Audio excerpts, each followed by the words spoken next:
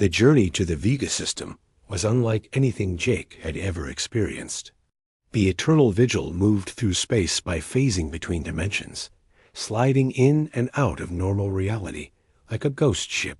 Through the crystal walls, Jake could see stars stretching into strange shapes as the ship traveled faster than light without using hyperspace. "This is incredible," Lisa's voice came through the radio from the Aurora's edge. "The ship is moving through what looks like folded space. My instruments can barely keep track of where we are." The Keeper stood beside Jake on the bridge, watching the dimensional display with ancient eyes. "The Eternal Vigil was designed to survive the end of our civilization. It can hide in spaces that exist between normal dimensions, making it nearly impossible for the Silence to track." "How do you know the Silence is not following us?" Tony asked, checking his weapons for the 10th time. "The Watchers are active throughout this region," the Keeper replied, "but they can only detect ships that exist fully in normal space. We are currently existing in 17 different dimensions simultaneously." Jake tried to understand what that meant, but human minds were not built to comprehend such concepts. He was grateful that Lisa had found a way to control the ship without merging with its systems. After 18 hours of travel, the Eternal Vigil began to slow down. The strange dimensional effects faded, and Jake could see normal stars through the crystal walls again.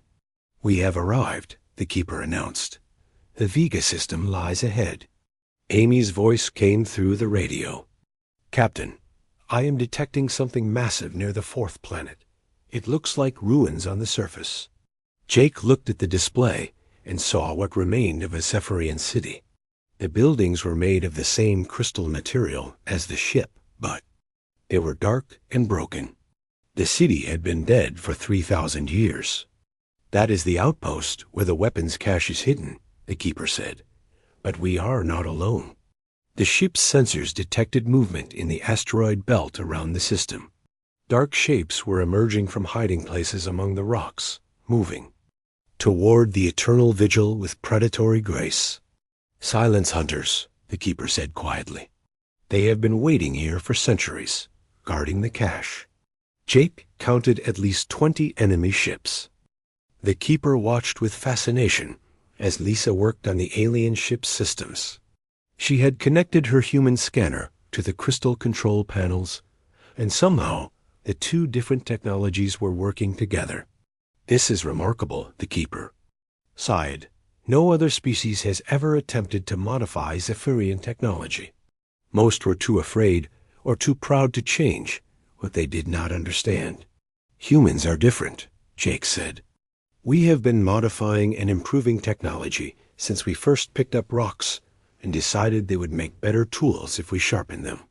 Lisa looked up from her work. "Captain, I think I understand how this ship works. The crystals are not just computers. They are living storage devices. Each one contains the memories and knowledge of a Zephyrian." The Keeper nodded. "My people achieved immortality by transferring their consciousness into crystal matrices. The ship contains the accumulated wisdom of our entire civilization." "That means we do not need to merge with the ship," Lisa continued. "We can create an interface that lets us communicate with the crystals without becoming part of them." Tony was standing guard by the entrance, watching for any signs of danger. "How long will this take, Lisa?" "A few hours," she replied. "But Captain, we need to contact the Aurora's edge. Amy and Pete need to know what we have learned." Jake activated his radio. "Amy, can you hear me?" "Yes, Captain." Amy's voice came through clearly. "The alien ship stopped moving about an hour ago. It's just floating there." "That's because we are talking to its crew," Jake said. "Amy, I need you to record everything I am about to tell you. This information needs to reach Earth as quickly as possible." Jake spent the next hour explaining everything the Keeper had, told them about the Silence and the threat to humanity. He told Amy about the destroyed civilizations, the artificial intelligence that hunted advanced species, and the weapons cache that might save their people. Captain, this is hard to believe, Amy said when he finished. You are saying that there is an ancient enemy that has been destroying civilizations for millions of years? I know it sounds impossible, Jake replied, but you have seen the alien ship. You know we are not making this up. Pete's voice came over the radio. Captain, if this silence has been attacking humanity without us knowing it, that would explain a lot of things. The recent equipment failures, the communication problems, the increase in pirate activity. Exactly, Jake said. The silence does not attack directly. It weakens civilizations slowly, making them easier to destroy when the time comes. The keeper had been listening to the conversation with interest. Your species shows remarkable adaptability. Most civilizations panic when they learn about the silence. They either flee to the edges of the galaxy or try to hide their technology. What good would that do? Jake asked. If the silence has been watching us for decades, hiding now would be pointless. That is correct, the keeper said. The silence has already decided that humanity must be eliminated. Your only chance is to fight back. Lisa finished her work on the ship's systems and looked up with excitement. Captain, it worked. I have created a communication link between our ship and the Eternal Vigil. We can control the alien ship remotely. Jake felt a surge of hope. Can we make it to the weapons cache? The Eternal Vigil is fast and well protected, the keeper said. But the journey to the Vega system will take us through space that is heavily monitored by the silence. It will be dangerous. Everything worthwhile is dangerous, Jake replied. What kind of weapons are we looking for? The keeper gestured to the floating crystals, and they showed images of incredible technology. Jake saw weapons that could destroy entire fleets, shields that could protect planets, and ships that could travel faster than light without using hyperspace. The Zephyrians were masters of dimensional manipulation, the keeper explained. We could create weapons that existed in multiple dimensions simultaneously, making them nearly impossible to defend against. Tony looked at the images with professional interest. These weapons could give humanity a real chance against the silence. But there is a problem, the keeper said. The weapons cache is protected by Zephyrian security systems. Only someone with the genetic markers of our species can activate them. Jake felt his heart sink. Then we cannot use them. Not necessarily, the keeper said. I can modify the security systems, but I will need to be present at the cache to do it. The Eternal Vigil must make the journey. Lisa looked up from her scanner. Captain, I have been analyzing the ship's systems. The Eternal Vigil does not just travel through normal space. It can phase between dimensions, making it very hard to track or attack. That is correct, the keeper said. The ship was designed to survive the fall of our civilization. It can hide in dimensional space when necessary. Jake made his decision. We are going to do this. Amy, Pete, prepare the Aurora's Edge for a long journey. We are going to escort the Eternal Vigil to the Vega system. Captain, are you sure about this? Amy asked over the radio. We are just a cargo ship. We are not equipped for this kind of mission. We are the only ones who know the truth, Jake replied. If we do not act, no one will. The people on New Helena will have to wait for their medical supplies. This is more important. The keeper looked at Jake with something like admiration. Your species continues to surprise me. Most civilizations would send their military leaders. On a mission like this, you are risking everything with a small crew on a cargo ship. Sometimes the most important jobs are done by ordinary people, Jake said. We may not be soldiers, but we are determined. Lisa had been working on the ship's systems while they talked. Captain, I have established a stable link between our ship and the Eternal Vigil. I can pilot the alien ship from the Aurora's Edge. Excellent, Jake said. Keeper, How long will it take to reach the weapons cache? 3 days through normal space, the keeper replied. But the Eternal Vigil can travel much faster by phasing between dimensions. We could reach the cache in 18 hours. Then let's do it, Jake said. The sooner we get those weapons, the sooner we can warn Earth about the silence. The keeper nodded. I will prepare the ship for dimensional travel. But I must warn you, the journey will be dangerous. The silence has watchers throughout that region of space. What kind of watchers? Tony asked. Automated probes that report back to the silence, the keeper explained. They are small and hard to detect, but they are everywhere. If they spot us, the silence will know that the Eternal Vigil is active. Jake thought about the risks. If the silence discovered they were alive, it might accelerate its attacks on humanity. But if they could reach the weapons cache, they might be able to give their species a fighting chance. We will be careful, Jake said, but we have to try. The keeper began preparing the ship for departure. The crystal walls glowed brighter, and Jake could feel the ship systems coming fully online. The Eternal Vigil was waking up completely for the first time in 3,000 years. Captain, I need to return to the Aurora's edge, Lisa said. I can control the Eternal Vigil better from our ship systems. Go, Jake said. Tony and I will stay here with the keeper. We need to learn everything we can about the silence and how to fight it. As Lisa left for the Aurora's edge, Jake realized they were about to embark on the most dangerous mission in human history. They were going to steal weapons from an ancient civilization to fight an enemy that had destroyed countless species. But they were human, and humans did not give up easily. They were going to fight, and they were going to win. The galaxy was about to learn what happened when an unstoppable force met an immovable species. The Eternal Vigil began to move, phasing between dimensions as it headed toward the Vega system. Behind them, the silence stirred, sensing that something had changed in the galaxy. The ancient enemy was about to face its greatest challenge yet. Jake, Lisa, and Tony followed the singing voice through the alien ship's corridors. The crystal walls showed more images as they walked, each one telling a story of civilizations that had once filled the galaxy. The images were beautiful, but sad, showing worlds that had been full of life, but were now empty and dark. These species were all space travelers like us, Lisa said, studying the images. They had ships and cities and technology. What happened to them?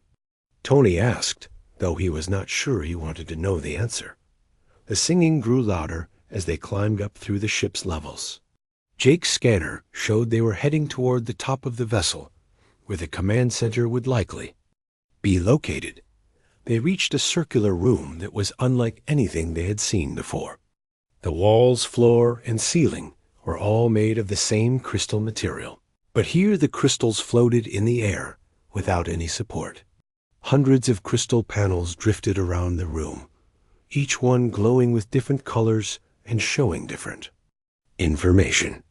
This has to be the bridge, Jake said, looking around in wonder as they stepped into the room. The floating crystals began to move faster. They swirled around Jake and his crew, creating patterns in the air. The singing voice became clearer, and suddenly Jake realized it was not just singing. It was trying to speak.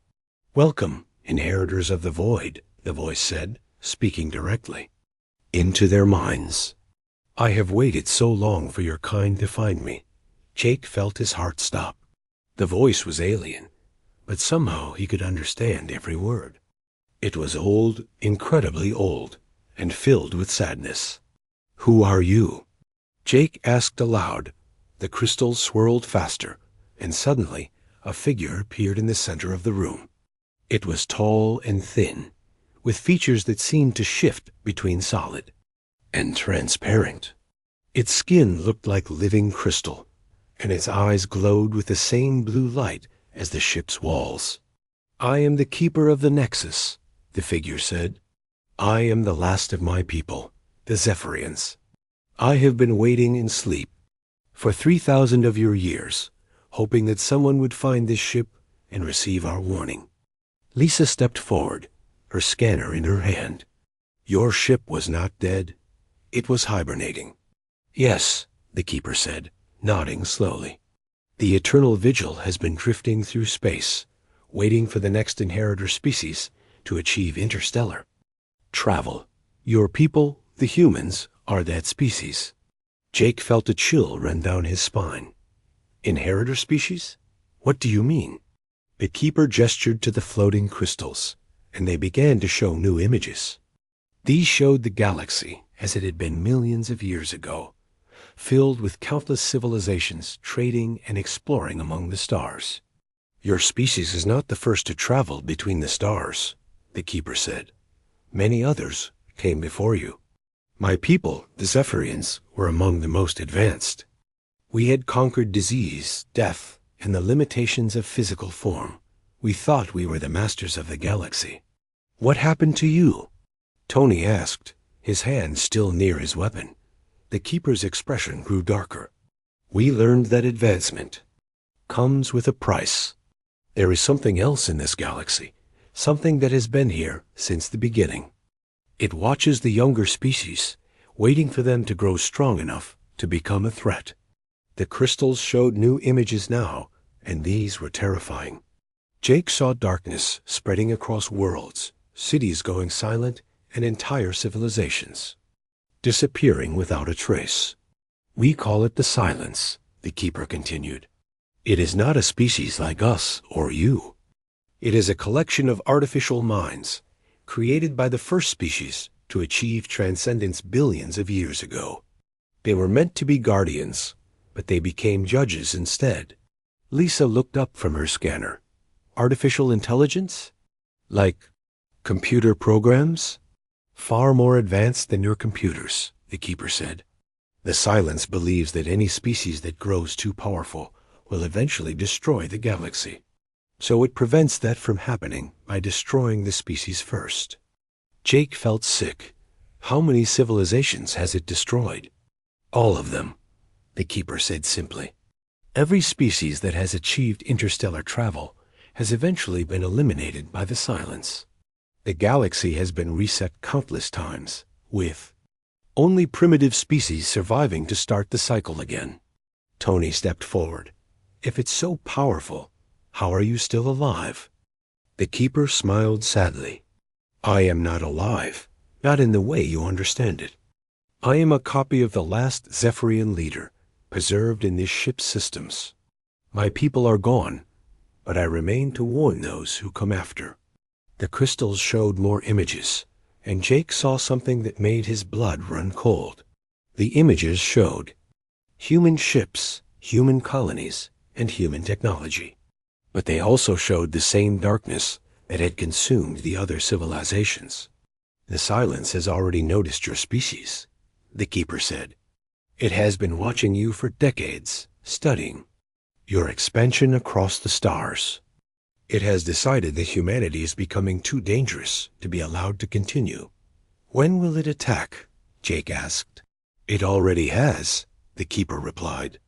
The Silence does not attack directly. It works slowly, weakening civilizations from within. Equipment failures, communication breakdowns, strategic disasters that appear random, but are actually coordinated attacks. Lisa looked thoughtful. The pirate attack that forced us to use so much fuel, that was not random, was it? No, the keeper said. You were guided here so that I could deliver this warning. The Silence wanted you to find this ship, but it does not know that I am still functional. It believes the eternal vigil is truly dead. Jake's mind was racing. What can we do? How can we fight something that has destroyed entire civilizations? The keeper gestured to the crystals again, and they showed a new image. It was a map of the galaxy, with certain stars marked in gold. My people prepared for this possibility, the keeper said. Before the Silence found us, we hid weapons caches throughout the galaxy. Technology that could give a younger species the tools to fight back. Where are these weapons? Tony asked. There is a cache in the Vega system, hidden in the ruins of an ancient Zephyrian outpost, the keeper said. But reaching it will be dangerous. The silence guards that region of space carefully. Jake looked at his crew. They were scared, but he could see determination in their eyes. They had come this far, and they would not give up now. Can this ship take us there? Jake asked. The keeper nodded.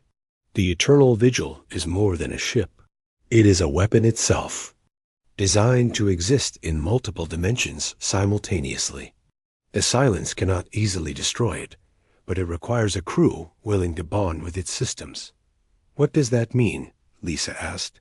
To pilot this ship effectively, you must merge your consciousness with its systems, the keeper explained. It is not painful, but it is permanent. You would become part of the ship, and it would become part of you. Jake felt the weight of the decision. They could take the fuel they had gathered and return to the Aurora's edge. They could warn Earth about the silence and hope that humanity could find a way to defend itself. Or they could take a chance on alien technology and try to find weapons that might save their species. There has to be another way, Jake said. Humans do not give up easily, and we do not accept impossible choices. The keeper looked surprised. What do you mean? Jake smiled, feeling the same determination that had carried humanity to the stars. We are going to find a third option. We always do. Lisa was already studying the ship's systems on her scanner. Captain, I think I can modify the ship's controls. If we can create a remote link between this ship and the Aurora's edge, we might be able to pilot it without merging with the systems. That should not be possible, the keeper said. You do not know humans very well, Tony said with a grin. We specialize in doing impossible things. Jake looked at his crew with pride. They were facing the destruction of their entire species, but they were not giving up. They were going to fight, and they were going to win. Let's get to work, Jake said. We have a galaxy to save. The inside of the alien ship was nothing like what Jake and his crew expected. The entrance led to a long hallway that stretched far beyond what their helmet lights could reach. The walls were made of the same crystal material as the outside, but inside the ship, the crystals glowed with a soft blue light. This is incredible, Lisa whispered over the radio. The crystals are giving off light, but I'm not reading any electrical power. Jake looked around the hallway. The ceiling was high above them, and the walls curved in ways that hurt his eyes to follow. It was like looking at a shape that existed in more dimensions than a human brain could understand. Stay together, Jake said. We don't know how big this ship is or how easy it would be to get lost. Tony walked beside them, his hand near the weapon on his belt. He had been a soldier for many years, and he could feel when something was wrong. Captain, this place feels alive. I know that sounds crazy, but the walls seem to be watching us. Jake had the same feeling, but he did not want to scare his crew. They needed to find fuel and get back to their ship. The people on New Helena were counting on them. They walked down the hallway for what felt like hours. The ship was huge, much bigger than it looked from outside. They passed many doors and openings, but Jake wanted to find the engine room first. That was where the fuel would be. Lisa, can your scanner find the ship's power source? Jake asked. Lisa held up a small device that beeped softly. I'm getting readings from deeper in the ship. There's definitely some kind of energy source down there. They followed Lisa's scanner through more hallways and down what might have been stairs, though they were shaped differently than human stairs. The crystal walls began to glow brighter as they went deeper into the ship. The temperature is going up, Tony said, checking his suit's readings. It's like the ship is waking up. Finally, they reached a large room that had to be the engineering section. The room was filled with huge pipes and tanks that pulsed with soft light. Strange liquid flowed through clear tubes, and the liquid seemed to exist in more than 3 dimensions. It was hard to look at directly. "This is it," Lisa said, excitement in her voice. "This has to be their fuel system." She pulled out her tools and started scanning the alien equipment. The readings on her devices were unlike anything she had ever seen. "Captain, this fuel is amazing. It's like it exists in several dimensions at once. My scanner says it's compatible with our fusion engines, but it's so much more powerful than anything we have." Jake felt a moment of hope. Maybe they could get home after all. "How long will it take to extract enough fuel for our trip?" "Give them 30 minutes, Lisa said. "I need to figure out how to tap into their system without causing any damage." While Lisa worked, Jake and Tony explored more of the engineering room. The alien technology was beautiful and strange. Everything was made of crystal and metal that seemed to flow like liquid. The pipes and machines hummed with quiet energy. "Captain, look at this," Tony said. He was standing near a wall, covered in the moving patterns they had seen outside. "These markings are changing. They're moving faster than before." Jake walked over to see what Tony was talking about. The patterns on the wall were definitely moving, shifting and changing like living things. As he watched, they began to form new shapes, almost like letters or numbers. "It's like the ship is trying to communicate," Jake said. "Or maybe we woke something up," Tony replied, his hand moving closer to his weapon. Lisa called out from across the room. "I found their fuel storage. There's enough here to power our ship for years, but I need to be careful. This stuff is incredibly powerful." She connected her equipment to one of the alien fuel tanks. The extraction process was slow and delicate. The alien fuel had to be processed through several filters before it could be safely stored in human containers. While Lisa worked, Jake noticed something troubling. The lights in the room were getting brighter, and the humming sound was getting louder. The ship was definitely waking up. "Lisa, how much longer?" Jake asked. "Almost done, Captain. Just a few more minutes." Suddenly, the entire ship shuddered. The walls began to glow with bright light, and Jake felt gravity pulling him toward the floor. The ship's artificial gravity system had just turned on. "That's not good," Tony said, steadying himself against a wall. "Dead ships don't have gravity." Jake's radio crackled with Amy's voice from the Aurora's edge. "Captain, you need to see this. The alien ship is moving. It's turning toward human space." Jake felt his heart racing. They had made a terrible mistake. The ship was not dead. It had been sleeping, and now they had woken it up. Double quotes, Amy. "Can you tell where it's going?" Jake asked. "The ship is accessing some kind of database. It's pulling up star charts showing the locations of human colonies. Captain, it knows where our worlds are." Lisa finished filling the fuel containers and sealed them up. "I've got enough fuel for our trip, but we need to leave now. This ship is becoming active." As they prepared to leave, Jake heard a new sound. It was like singing, but no human voice could make those sounds. The melody was beautiful and terrifying at the same time. "What is that?" Tony asked, looking around the room. The singing got louder, and the crystal walls began to pulse with different colors. Jake realized the ship was not just waking up. It was trying to communicate with them. "We need to find out what this ship wants," Jake said. "If it's heading toward human space, we need to know why. Captain, with respect, we need to get out of here," Tony said. "This ship is bigger and more powerful than anything humans have. If it's hostile, we can't fight it." Jake knew Tony was right, but he also knew they could not just run away. If this alien ship was going to human space, Earth's colonies needed to be warned. They needed to understand what they were dealing with. "Lisa, can you scan the ship's computer systems?" Jake asked. "I can try," Lisa said. "But their technology is so advanced, I might not understand what I'm looking at." The singing sound grew louder, and suddenly the walls around them became transparent. Through the crystal, Jake could see space outside, but he could also see something else. Images were forming in the crystal, showing scenes of other worlds and other species. "It's showing us something," Jake said. "These aren't human worlds. These are alien civilizations." The images showed beautiful cities and advanced technology, but they also showed something else.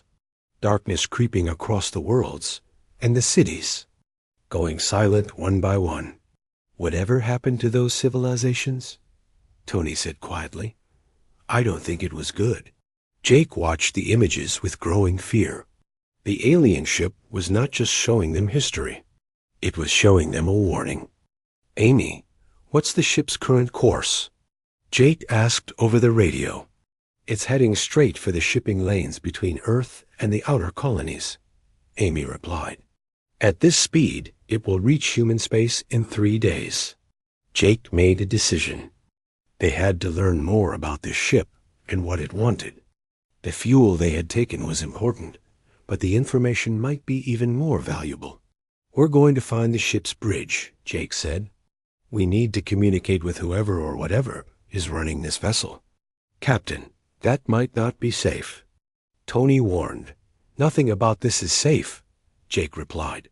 "But if this ship is going to human space, we need to know why. Our people deserve a warning." They left the engineering room and began searching for the ship's command center.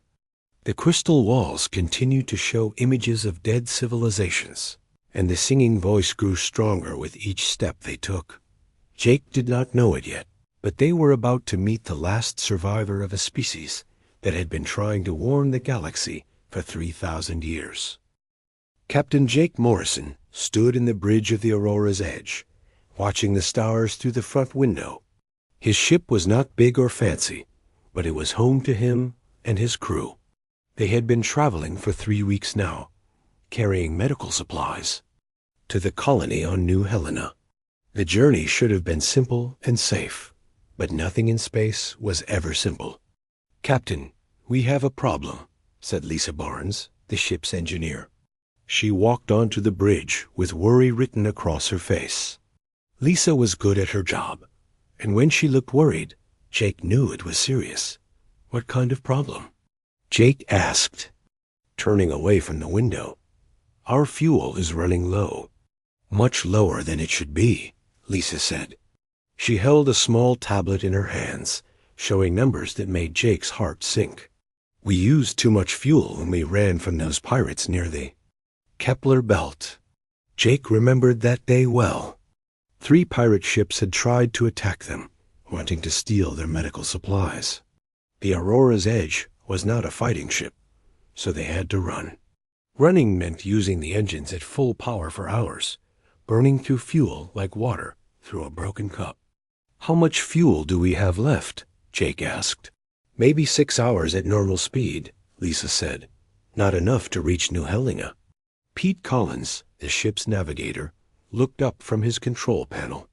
Pete was young but smart, and he knew the star maps better than anyone. "Captain, the nearest fuel station is 8 hours away. We can't make it." Jake felt the weight of command on his shoulders. He had 4 people counting on him, and thousands of sick people on New Helena waiting for the medicine they carried. He could not fail them. "Sir, I'm getting something strange on the scanners," said Amy Rodriguez from her communication station. Amy was quiet most of the time, but she never missed anything important. "There's a big ship out there. Really big." "What kind of ship?" Jake asked, walking over to look at Amy's screen. "I don't know. It's not in any of our databases. It's just floating there, not moving at all," Amy said. She pressed some buttons, and the screen showed a shape that looked like nothing Jake had ever seen. The ship was huge, maybe 10 times bigger than the Aurora's Edge. It was dark and seemed to be made of some kind of crystal material. The surface looked smooth, but had strange patterns all over it. The patterns seemed to move when Jake looked at them, like water flowing down glass. Are there any people on board? Jake asked. Amy checked her instruments. No life signs. No power. Readings. No heat. Nothing. It's like the ship is completely dead. Tony Phillips, the ship's security chief, walked over to join them. Tony was a big man who had served in the military before joining Jake's crew. He was always careful about danger. Captain, I don't like this. We don't know anything about that. Ship or who built it? I know, Tony, Jake said. But we're almost out of fuel. If that ship has any fuel we can use, it might save our lives. Lisa looked at the strange ship on the screen. I've never seen anything like it. The material looks like some kind of living crystal. But if it really is dead, there might be fuel systems we can tap into. Jake thought about their choices. They could try to reach the fuel station and probably run out of power before getting there. They could send a distress signal and hope someone would find them before their life support failed. Or they could board the alien ship and look for fuel. Amy, try to contact the ship. Send them a message, Jake said. Amy worked at her controls for several minutes. She sent messages in every language and code she knew. The alien ship did not answer. It just floated in space like a giant tomb. No response, Captain, Amy said. It really seems empty. Jake made his decision. Lisa, Tony, get your spacesuits ready. We're going to board that ship and look for fuel. Captain, are you sure about this? Tony asked. We don't know what's over there. It could be dangerous. Everything in space is dangerous, Jake said. But our people on New Helena need those. Medical supplies. We can't let them down. Lisa was already thinking about the technical problems. I'll bring my tools and scanners. If there's any fuel system on that ship, I'll find it. Pete, keep us close to the alien ship, but ready to leave quickly if we need to, Jake said. Amy, watch all the sensors. If anything changes, call us right away. Jake, Lisa, and Tony put on their spacesuits and checked all the equipment. The suits were old but reliable, with enough air for 4 hours of work. Jake hoped they would not need that much time. The airlock opened, and they stepped out into space. The alien ship was even more impressive up close. It was like a mountain made of dark crystal, covered in patterns that seemed to glow with their own light. The patterns moved slowly, like breathing. Those markings, Lisa said over the radio, they're not just decorations. They look like some kind of writing. Or maybe circuit patterns, Tony added. But I've never seen circuits that move like that. They found what looked like an entrance on the side of the ship. It was circular and had the same crystal material as the rest of the ship. There were no obvious controls or buttons. How do we get in? Tony asked. Jake floated closer to the entrance. As he approached, the crystal began to glow brighter. Suddenly, the entrance opened with a sound like wind chimes, even though there was no air in space to carry sound. That's not possible, Lisa said. Sound can't travel in space. But they all heard it clearly through their suits' radios. The alien ship was already showing them that it followed different rules than human technology. Jake looked at his crew. They were scared, but they trusted him. He had led them through dangerous situations before, and they had always made it through. Together, stay close and keep your eyes open, Jake said. Let's find that fuel and get home. They entered the alien ship, not knowing they were about to wake something that had been sleeping for 3,000 years.